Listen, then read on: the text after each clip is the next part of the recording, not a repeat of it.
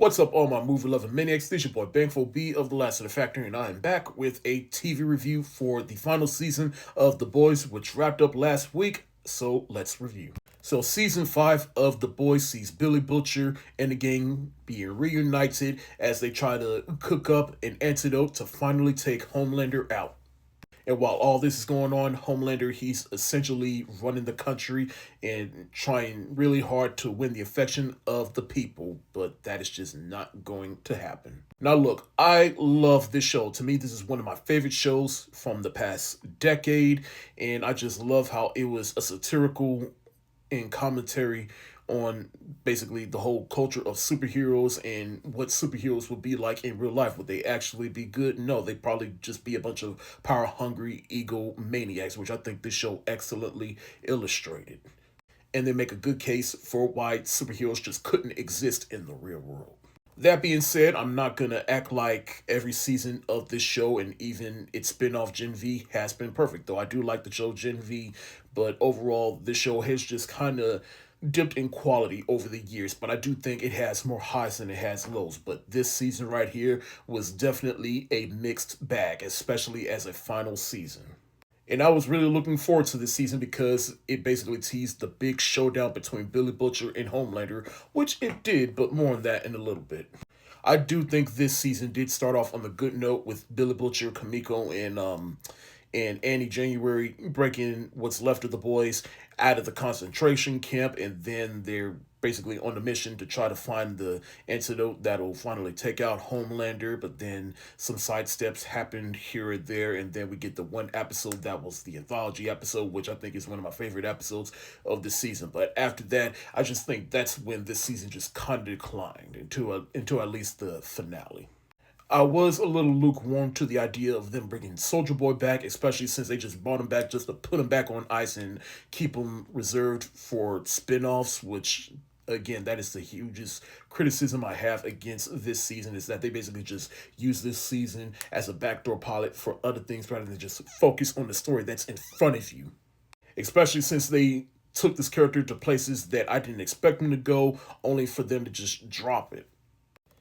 And Eric Kripke and company that made the show, y'all know y'all wrong. Y'all brought the Gen V characters in and teased Maria as one of the people that could possibly take out Homelander just to drop her and do nothing with her. And by those final couple of episodes, they brought him in just to tell him to fuck off and save these people and take them to Canada.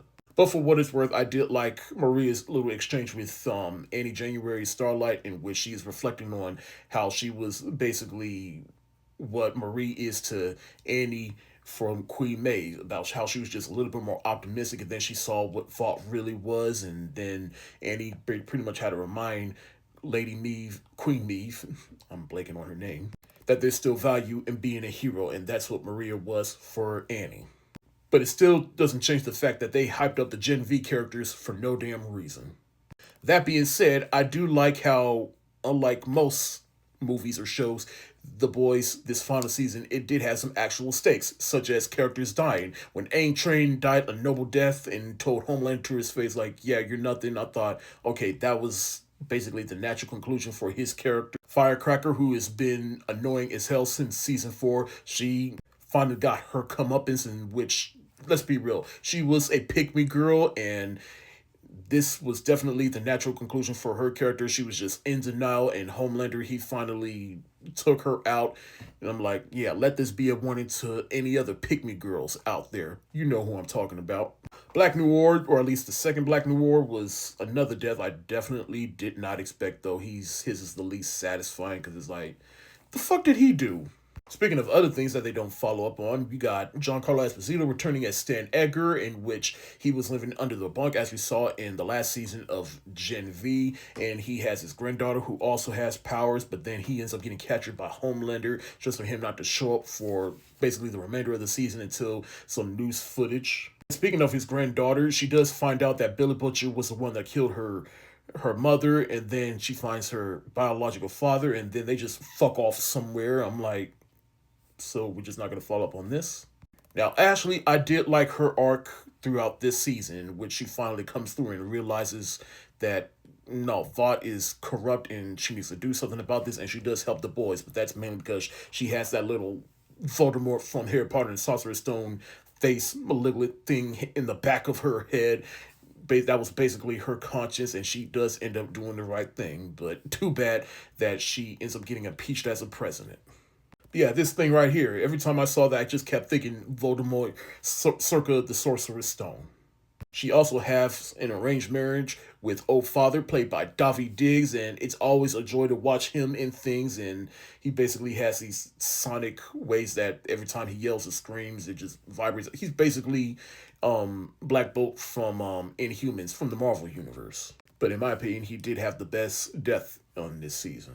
Kamiko talks this season, and you can definitely tell that Karen Fukuhara was definitely having fun being able to have actual dialogue, though she did still use sign language here and there. But her arc throughout this season, it started off strong, but then it kind of went into like, why her? Because like she was ultimately the one to basically use the blast that she got from Soldier Boy and basically use that to take away the powers of Homelander. But more on that in a little bit. But for what it's worth, I do like the journey that she goes on throughout this season, especially when she's reunited with Frenchie, but too bad it doesn't last long because Frenchie is another person who doesn't make it out alive. And again, that speaks to the stakes that this season was willing to have. And now for the finale, which I know a lot of people didn't like, but for what it's worth, like, I did think for this finale, all the main characters did end up the best way they possibly could, because while yes, this season was kind of a backdoor setup for other things, but I thought that this was a nice little conclusion for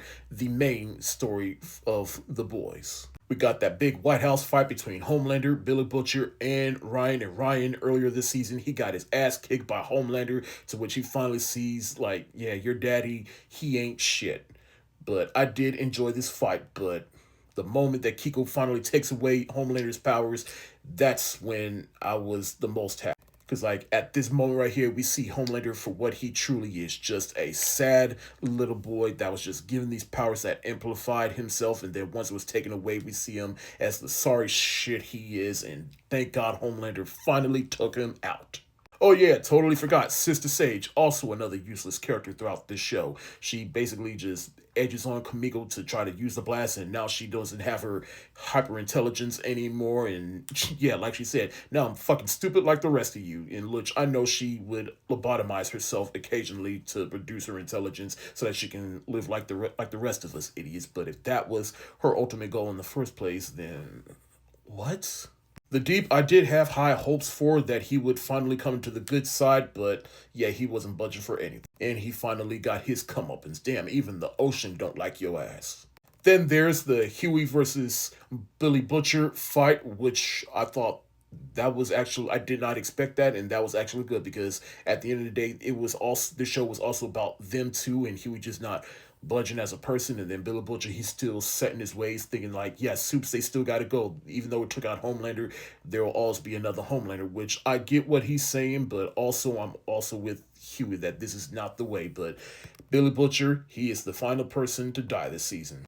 And everybody's at the grave of Billy Butcher, and then everybody goes to separate ways. Mother's Milk, he's reunited with his family. He adopts Ryan. Huey and Starlight, Starlight gets pregnant, and Huey starts his own store, and then he gets a call from the president offering him a job, which he declines. And then Kamiko, she goes off to Paris, France, I should say, and they go to that dinner, and she does that for Frenchie.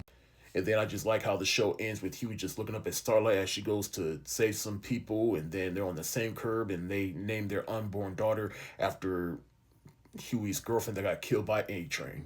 Like I said, this season as a whole was a mixed bag, but as a conclusion to the main story for The Boys, I thought it delivered, at least on that. I'm going to give the final season of The Boys a mid thumbs up emoji.